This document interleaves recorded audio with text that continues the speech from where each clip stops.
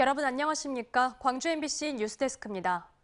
설계 변경을 통해 위험한 시설이 돼버린 광주 제2순환도로 지산 나들목을 재활용한다는 소식 전해드렸죠.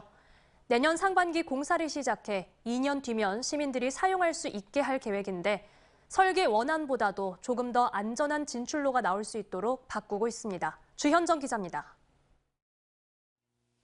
주행 차선인 1차로에서 좌측으로, 그것도 터널을 빠져나온 직후 빠져나가도록 설계된 지산 나들목. 일반적인 우측 진출로보다 사고 위험성이 최대 14배나 높을 수 있는 용역 결과까지 나오며 한때 완전 폐쇄까지 검토됐지만 시민들의 수건이라는 점을 고려해 재활용하기로 결정했습니다.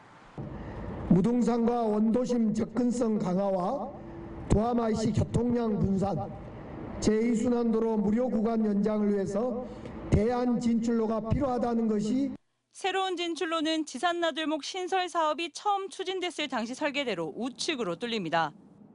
다만 설계 원안의 진출로 역시 터널을 빠져나온 직후 빠져나가게 돼 있어 개선된 안에서는 진출로의 위치를 설계 원안보다 더 안전한 곳으로 뺐습니다. 차선을 변경하고 속도를 줄이는 구간까지 최장 420m를 더 나가도록 했는데 기존에 만들어진 조선대학교 연결도로와 이어지도록 P자 형태로 빠져나가도록 했습니다. 위험하다고 지적된 이미 만들어진 1차선 진출로도 활용됩니다. 주행 1차로로 빠져나오는 기존 도로입니다. 광주시는 상하행선 두 도로를 반듯하게 연결해 지산나들목의 우회 도로로 활용하겠다는 계획입니다. 최근 기본 및 실시 설계를 맡을 용역사 찾기에 나선 광주시는 내년 상반기에는 공사를 시작하겠다고 밝혔습니다. 속도를 낸다면 2025년 개통도 가능하다고 광주시는 설명했습니다. 저희들이 9월 달에 용역을 착수한 다음에 내년까지 한 10개월 정도 용역은 들어갈 예정입니다. 공사는 용역 준공 시기에 맞추어서 내년 상반기쯤에 공사를 시작해서 한편 지산나들목이 위험하게 설계 변경된 경위에 대해서 감사한 광주시 감사위원회는 조만간 확정된 감사 내용을 공개할 예정입니다. MBC 뉴스 주현정입니다. 5.18 부상자회와 공로자회에 이어 유족회가 5.18 행사위 탈퇴를 선언했습니다. 5.18 유족회마저 시민단체와 거리를 두게 되면서 5월 단체와 시민단체 간 갈등은 더욱 커지게 됐습니다. 임지은 기자가 취재했습니다. 이른바 특전사 동지회와의 화합 행사를 두고 5.18 공법단체와 시민단체가 서로를 비난하는 상황에서도 5.18 유족회는 시민단체 측 주장에 손을 들어줬습니다. 화해보다는 당사자들의 사과가 먼저라며 다른 5.18 단체들과는 거리를 둬왔던 게 사실입니다. 그러던 5.18 유족회가 입장을 바꿔 다른 두 5.18 단체와 함께하기 시작했습니다. 유족회는 5.18 민중항쟁 기념행사위를 사실상 탈퇴하겠다고 밝혔습니다. 지난 3월 두 단체가 자진 탈퇴한 것에 대해 함께 힘을 보태겠다는 겁니다. 그동안의 입장이 바뀐 데 대해서는 이렇게 말했습니다. 성급히 좀 취재한 부분이 있었습니다. 취지는 상당히 저희들도 공감을 하고 있어요. 한 단체가 좀 주도돼서 강복제 같이 이렇게 행사를 취재해야 되지 않냐, 전국적으로. 5월 3단체와 기념재단이 모두 빠지게 되는 상황과 관련해 시민단체는 내년 행사 때까지 시간이 있으니 설득하겠다는 입장입니다. 다 함께 모든 3단체 5월 당사자들과 그다음에 전 국민, 그다음에 회의 전체가 함께 할 수 있는 그런 행사위원회가 될 수 있도록 최대한 저희도 노력을 하겠습니다. 하지만 갈등은 더 벌어지는 양상입니다. 5월 단체들은 진보연대가 주축이 된 5.18 행사위원회와는 함께 행사를 치르지 않겠다고 한 상황이고 5.18 기념재단 역시 5월 단체 없는 행사위원회는 들어갈 수 없다며 탈퇴를 고민하고 있습니다. 이들 단체들의 갈등에 광주시나 광주시 의회나 마땅한 중재 역할을 하지 못하고 있습니다. 행사위를 누가 하니, 그 전에 성역화 사업을 어떻게 하니 이런 지역적인 문제를 포함해서 더 거대 아젠다를 발굴해서 우리가 미래의 5월을 준비해야 될 때가 됐습니다. 특전사 동지회와의 화합 행사를 두고 불거진 5월 단체와 시민단체 간 갈등은 더 확산되고 있습니다. MBC 뉴스 임지은입니다. 오는 10월부터 무안국제공항에서 베트남 나트랑을 보다 쉽게 갈 수 있게 됐습니다. 코로나 이후 첫 국제 정기 노선이 생긴 건데요. 앞으로 더 많은 국제 노선으로 확대될 수 있을지 눈길을 끕니다. 김진선 기자가 보도합니다. 현재 무안국제공항에서 운항 중인 국제선은 5개국 7개 노선, 중국과 몽골, 베트남 등 점차 늘고 있지만 모두 전세기로 여행사를 거쳐야만 이용할 수 있습니다. 코로나 이후 전세기만 오가던 무안국제공항의 첫 정기 국제노선은 베트남 나트랑이 물꼬를 트게 됐습니다. 베트남 퍼시픽항공사가 매주 2차례 운항 중이던 부정기 노선을 정기 노선으로 바꾸기로 한 겁니다. 전라남도와 무안군, 퍼시픽항공, 한국공항공사가 업무 협약을 통해 오는 10월부터 운항하기로 했습니다. 앞으로 나트랑뿐만 아니라 새로운 정기 노선이 많이 개설이 되어서 무안국제공항이 다시 활력을 찾을 수 있도록. 현재 무안국제공항으로 들어온 베트남 등 3개국 관광객은 비자 없이 전남과 전북, 광주, 제주를 보름간 여행할 수 있는 상황. 무사증 제도 도입 이후에만 베트남 관광객 1,200여 명이 전남을 찾았고 이번 추석 연휴에도 대거 입국할 예정입니다. 무안국제공항의 노선 확대가 관광 수요로도 이어지면서 전라남도는 정기 노선 추가 확대를 추진하고 있습니다.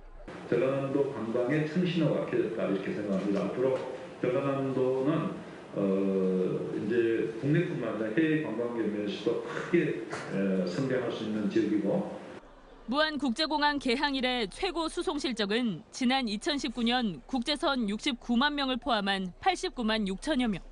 코로나 일상 회복 이후 19년 상반기 대비 27%의 국제 여객 회복률을 보이는 가운데 이 같은 노선 확대를 통해 무안국제공항이 다시 비상할 수 있을지 기대됩니다.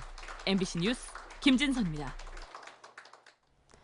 노동자 사망 사고가 발생한 현대 삼호중공업 대불공장에 광주지방노동청 광역중대재해 수사과가 투입돼 수사가 진행되고 있습니다.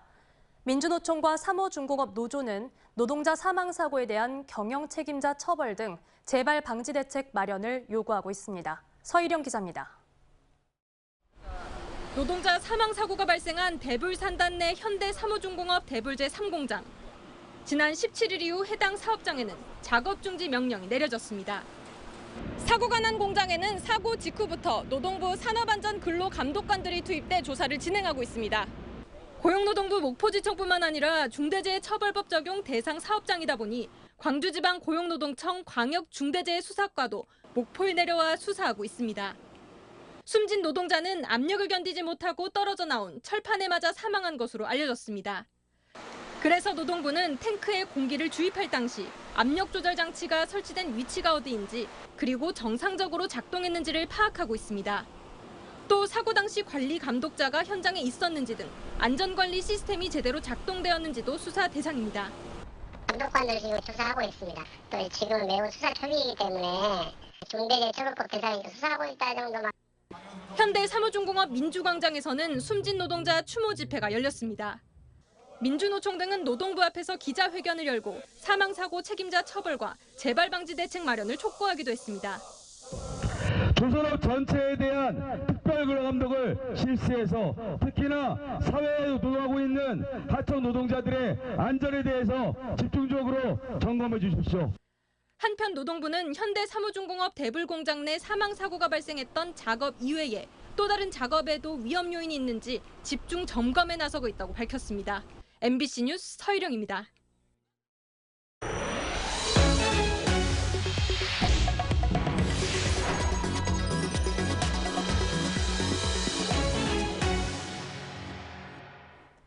기아 타이거즈가 지난주 하위권 팀들을 상대로 반타작 승리를 거두며 힘겨운 5강 싸움을 이어갔습니다.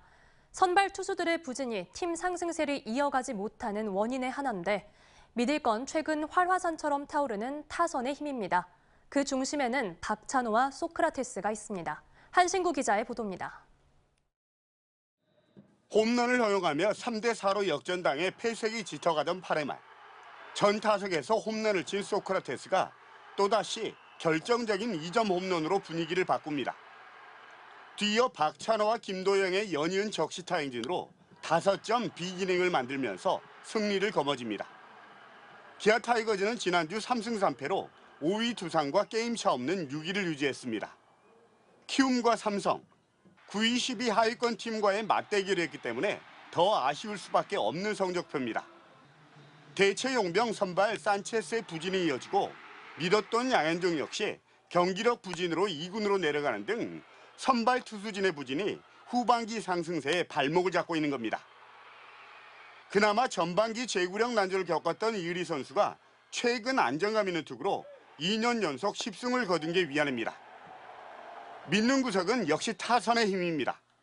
최근 5경기 기아의 팀 타율은 3할 3푼 5리.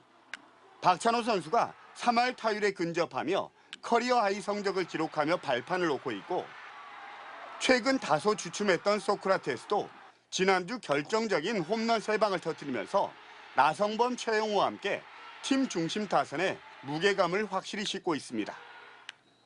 기아 타이거즈는 이번 주 6월 이후 무서운 상승세를 타면서 2위까지 뛰어오른 KT 그리고 하나와 만납니다. 특히 올 시즌 상대 전적 6승 1패로 절대적인 우위를 보였지만 후반기 승률이 8할이 넘을 정도로 KT의 선발 야구가 힘을 발휘하고 있는 만큼 이번 주 초가 5강 진입에 또 한 번 고비가 될 전망입니다. MBC 뉴스 한신구입니다.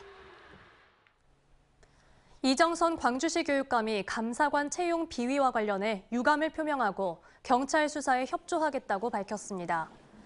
이정선 교육감은 감사원 감사 결과가 나온 지 12일 만에 발표한 입장문을 통해 인사 담당자를 직무 배제한 뒤 투명하게 징계 절차를 진행하고 있다며 경찰 수사에도 협조해 약간의 의혹도 남지 않도록 하겠다고 말했습니다. 앞서 감사원은 지난 9일 교육청에 대한 공익 감사 결과 개방형 감사관 채용 과정에서 인사 담당자가 평가 점수를 수정한 사실이 있었다며 해당 인사에 대한 징계를 요구하는 한편 경찰에 수사를 의뢰했습니다. 최치국 광주 연구원장 후보에 대한 인사청문회가 후보자 논문 표절 의혹 등 도덕성 검증에 집중됐습니다. 광주시의회 인사청문특위는 오늘 인사청문회에서 최 후보의 자기 논문 표절 논란과 지방공기업평가원 이사장 시절 지원금 몰아주기 등의 의혹을 제기했고 이에 대해 최 후보자는 일부 부족한 부분이 있었음을 인정한다고 말하는 한편 출연금 현실화와 4대 연구수행 전략, 5대 경영혁신, 3대 운영 비전 등을 제시했습니다. 시의회 인사청문특위는 오는 28일 본회의에 최 후보자에 대한 청문 결과를 보고할 예정입니다. 다음 달인 오는 9월 23일부터는 무등산 국립공원의 정상부가 1년 내내 시민 누구에게나 열립니다. 광주시와 무등산 국립공원 사무소에 따르면 무등산 정상을 시민에 돌려주기 위한 사업의 일환으로 세 번째로 높은 봉우리인 인왕봉 일대에 둘레길과 전망대를 설치하는 공사가 마무리 단계에 접어들었습니다. 무등산의 해발은 1187m로 그간 탐방객들은 정상부에 주둔한 군부대 탓에 1016m에 위치한 입석대까지만 오를 수 있었습니다. 광주시와 무등산 사무소는 다음 달 23일 정상 개방 행사를 열고 무등산 정상부 상시 개방을 공식화할 계획입니다. 광주여자대학교가 배구단과 농구단으로 구성된 체육부를 창단했습니다. 광주여대 배구단은 선수 15명과 지도자 1명으로 꾸려졌고 농구단은 선수 7명과 지도자 1명으로 구성됐습니다. 기보배와 안산 등 여러 명의 양궁 금메달 리스트 등을 배출한 광주여대는 여성 체육 인재 양성을 위해 올해 스포츠학과를 신설한 데 이어 배구단과 농구단을 창단했습니다. 나주시가 다음 달부터 빛가람동에서 승객이 부르면 오는 콜버스를 운행합니다. 해당 버스는 정해진 노선이나 운행 시간표가 없으며 승객이 앱이나 콜센터를 통해 호출하면 빛가람동 버스 승강장 71개소를 중심으로 원하는 곳까지 운행합니다. 버스는 15인승 5대로 오전 6시 반부터 오후 10시 반까지 운행되며 요금은 성인 기준 1,000원입니다.